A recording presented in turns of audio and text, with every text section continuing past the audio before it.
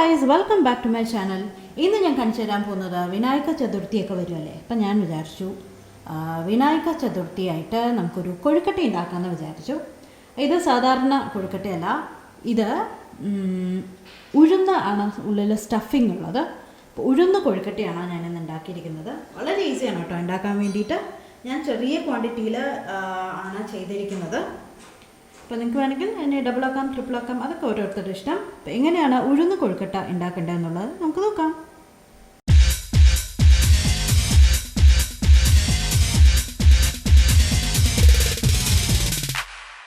കൊഴുക്കട്ട ഉണ്ടാക്കാൻ വേണ്ടിയിട്ട് ആദ്യം തന്നെ നമുക്ക് വേണ്ടത് ഉഴുന്നാണ്. ഉഴുന്ന് ഞാനിവിടെ ഏകദേശം ഒരു 1/4 കപ്പിലാണ് എടുത്തിരിക്കുന്നത്. ചെറിയ അളവിലാണ് കേട്ടോ കാണിക്കുന്നത്. ഒരു 1/4 കപ്പ് ഉഴുന്ന് എടുത്തിട്ടുണ്ട്. നന്നായി കഴുകി വെള്ളത്തിൽ ഏകദേശം ഇപ്പോൾ 1 മണിക്കൂർ കുതിർത്ത് വെച്ചതാണ്. കാണുന്നുണ്ടല്ലോ, വെള്ളത്തിൽ നന്നായി കുതിർത്ത് വെച്ചതാണ്. 1 മണിക്കൂർ നേരം കുതിർത്താൽ മതി കേട്ടോ. ഒരുപാട് കുതിർന്ന നമ്മൾ ദോശമാവ് അരയ്ക്കുന്ന മാതിരി ഒന്നും കുതിർക്കേണ്ട ആവശ്യമില്ല. 1 മണിക്കൂർ കുതിർക്കാൻ വയ്ക്കുക. ഇപ്പോൾ മിക്സിയുടെ ജാറിലേക്ക് ഞാൻ ഈ ഉഴുന്ന് മാത്രം ഇട്ട് കൊടുക്കുകയാണ്. വെള്ളം വേണ്ട കേട്ടോ, നമുക്ക് ക്രഷ് ചെയ്തിട്ടാണ് വേണ്ടത്. അപ്പോൾ ജസ്റ്റ് പൾസിലിട്ടിട്ട് ഒന്ന് 2-3 പ്രാവശ്യം ഒന്ന് കറക്കി എടുത്താൽ മാത്രം മതി. അപ്പോൾ വെള്ളം ഒന്നും എടുക്കാതെ ജസ്റ്റ് ഉഴുന്ന് മാത്രം കയ്യിൽ തന്നെ ഒന്ന് സ്ട്രെയിൻ ചെയ്തിട്ട്, അല്ലെങ്കിൽ ഒരു സ്ട്രെയിനർ ഒരു അരിപ്പമുണ്ട്, ഒന്ന് സ്ട്രെയിൻ ചെയ്തിട്ട് ഉഴുന്ന് മാത്രം ഇട്ട് കൊടുത്താലും മതി. മിക്സിയുടെ ജാറിലേക്ക് ഉഴുന്ന് മാത്രം ഇട്ട് കൊടുത്തിട്ടുണ്ട്, വെള്ളം ഒഴിച്ച് കൊടുത്തിട്ടില്ല. ഇതിലേക്ക് ഞാൻ ഒരു 2 നുള്ള കായത്തിൻ്റെ പൊടി ഇട്ട് കൊടുക്കുകയാണ്. അതുമാതിരി ഒരു 2 അല്ലെങ്കിൽ ഒരു 3 പച്ചമുളക് ഇതിലേക്ക് ഇട്ട് കൊടുക്കാം. ഞാനിതിലേക്ക് ഒരു 3 പച്ചമുളക് ഇട്ട് കൊടുക്കുന്നുണ്ട് കേട്ടോ. ഇനി ഞാൻ ഇത് ജസ്റ്റ് പൾസിലിട്ടിട്ട് ഒന്ന് 2-3 പ്രാവശ്യം ഒന്ന് ക്രഷ് ചെയ്ത് എടുക്കാൻ പോകണം. നന്നായി അരയേണ്ട ആവശ്യമില്ല, ജസ്റ്റ് ക്രഷ് ആയിട്ട് വന്നാൽ മാത്രം മതി. ഇതിലേക്ക് നമുക്ക് കുറച്ച് ഉപ്പും കൂടെ ഇട്ട് കൊടുക്കാം.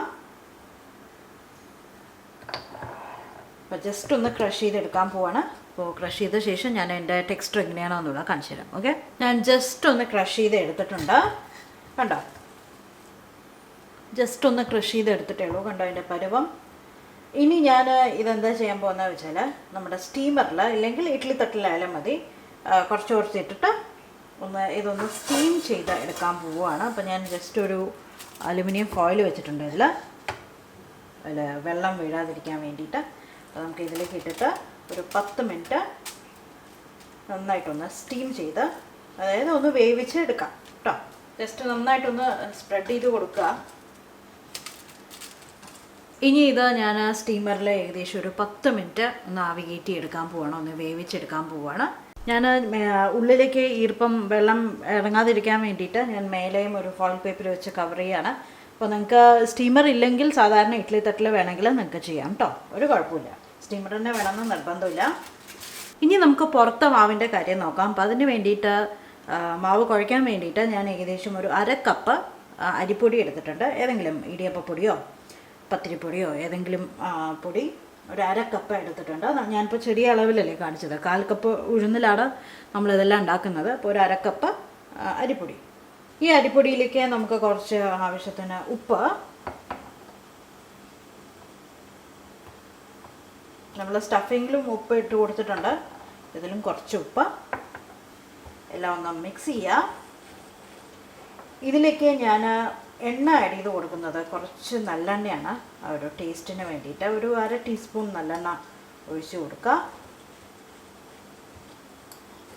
ഇനി നമുക്ക് വെള്ളം ഒഴിച്ചു കൊടുക്കാം. വെള്ളം നല്ല ചൂടുവെള്ളം അല്ലെങ്കിൽ നല്ല തിളച്ച വെള്ളം വേണം ഒഴിക്കാൻ വേണ്ടിയിട്ട്. അപ്പോൾ നമുക്ക് മിക്സ് ചെയ്യാൻ വേണ്ടിയിട്ട്, ഇപ്പോൾ കൈയിട്ടാൽ നമ്മൾ വിവരം അറിയും. അപ്പോൾ മിക്സ് ചെയ്യാൻ വേണ്ടിയിട്ട് ഒരു സ്പൂൺ എടുക്കട്ടെ. സ്പൂൺ എടുത്തിട്ട് നമുക്ക് വെള്ളം നല്ല തിളച്ച വെള്ളം ഒഴിച്ചിട്ട് നന്നായിട്ട് ഇതൊന്ന് മിക്സ് ചെയ്തെടുക്കാം. ഏകദേശം 1 കപ്പ് വെള്ളം ഞാനിവിടെ എടുത്ത് വെച്ചിട്ടുണ്ട്. അപ്പോൾ എത്ര വേണമെന്നുള്ളത് നമുക്ക് ഓരോ അരിപ്പൊടിയുടെ കൺസിസ്റ്റൻസി അനുസരിച്ചിരിക്കും. ചൂടുണ്ട്, എന്നാലും ഞാൻ നോക്കി കൈ പൊള്ളാതെ നോക്കി ഒന്ന് നന്നായിട്ടൊന്ന് കുഴച്ചെടുക്കുകയാണ്. ഞാൻ പറഞ്ഞ മാതിരി ഏകദേശം ഞാനിപ്പോൾ 1 കപ്പ് വെള്ളം ഒഴിച്ചു കൊടുത്തിട്ടുണ്ട്. ഇനി നോക്കട്ടെ, ചിലപ്പോൾ 1-2 ടീസ്പൂൺ കൂടെ വെള്ളം വേണ്ടി വരും.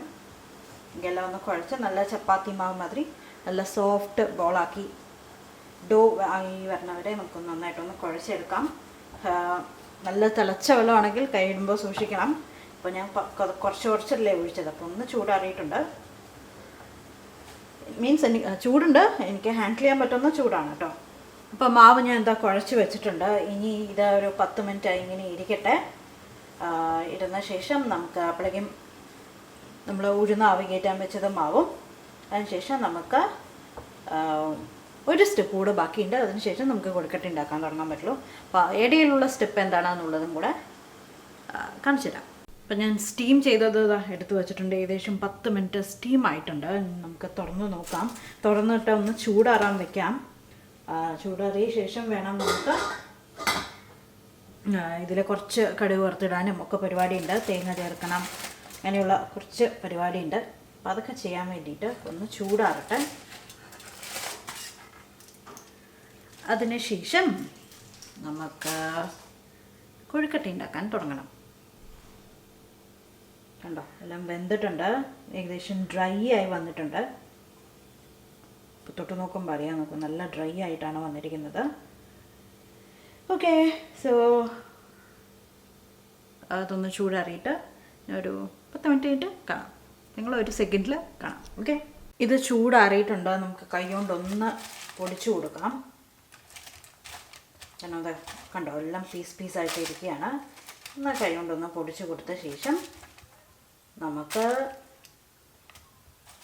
കടുക് വറുത്ത് ഉള്ള ബാക്കി കാര്യങ്ങളൊക്കെ നോക്കാം. ഞാൻ ഒരു ചീനച്ചട്ടി ചൂടാക്കാൻ വെച്ചിട്ടുണ്ട്. ഇതിലേക്ക് കുറച്ച് നല്ലെണ്ണ ഒഴിച്ച് കൊടുക്കാം. ഒരു ടീസ്പൂൺ നല്ലെണ്ണ ഒഴിച്ച് കൊടുക്കുകയാണ്. എണ്ണ ചൂടാകാൻ തുടങ്ങിയിട്ടുണ്ട്. നമുക്കിതിലേക്ക് ഒരു 1/4 ടീസ്പൂൺ കടുക് ഇട്ട് കൊടുക്കാം. കടുക് പൊട്ടിത്തുടങ്ങിയിട്ടുണ്ട്. നമുക്കിതിലേക്ക് കുറച്ച് കറിവേപ്പില ഒന്ന് കീറിയിട്ട് ഇട്ട് കൊടുക്കാം കേട്ടോ.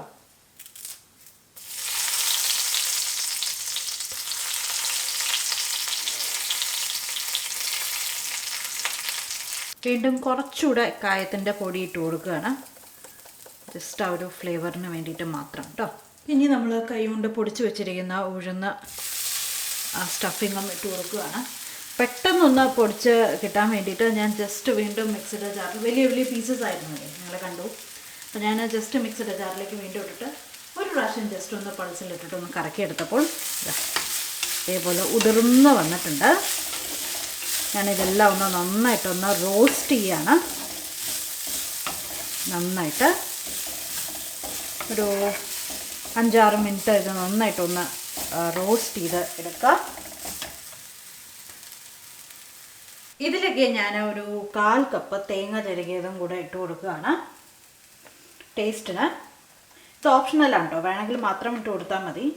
എന്നിട്ട് വീണ്ടും മിക്സ് ചെയ്യാം.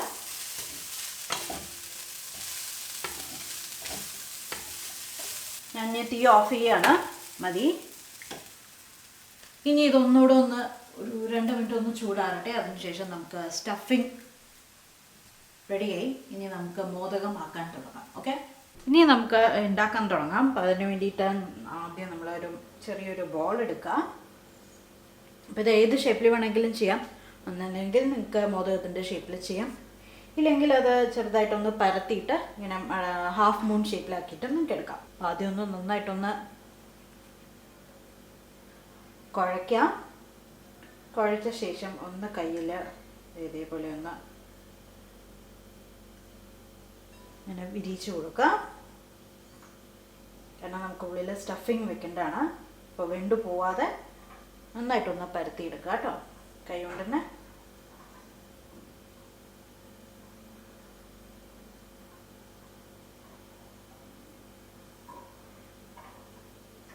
ഇല്ലെങ്കിൽ നമുക്ക് മോദകം ഉണ്ടാക്കുന്ന മോൾഡുകൾ ഇഷ്ടംപോലെ ഇപ്പോൾ വാങ്ങാൻ കിട്ടുന്നുണ്ട്.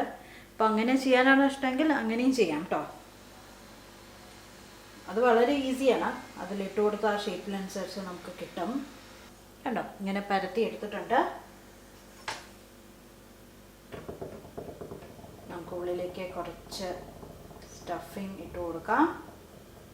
എന്നിട്ട് അതിനെ ഇതെല്ലാം കൂടെ ചേർത്തിട്ട് നമുക്ക് മേലെ യോജിപ്പിക്കാം. ഉള്ളിൽ സ്റ്റഫിങ് ഇങ്ങനെ ഇരുന്നോളും. ഒന്ന് ശ്രദ്ധിക്കണം, 2-3 പ്രാവശ്യം ചെയ്ത് കഴിഞ്ഞാൽ എൻ്റെ ടെക്നിക്ക് പിടികിട്ടും. കണ്ടോ? അപ്പോൾ ഇതേപോലെ എല്ലാം ചെയ്തെടുക്കുക.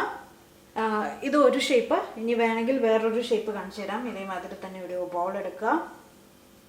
കയ്യിൽ ഒട്ടുന്നുണ്ടെങ്കിൽ കുറച്ച് എണ്ണ നിങ്ങൾക്ക് വേണമെങ്കിൽ തടവാം കേട്ടോ. ഇതേപോലെ വീണ്ടും ഒന്നുകൂടെ ഒന്ന് പരത്താം.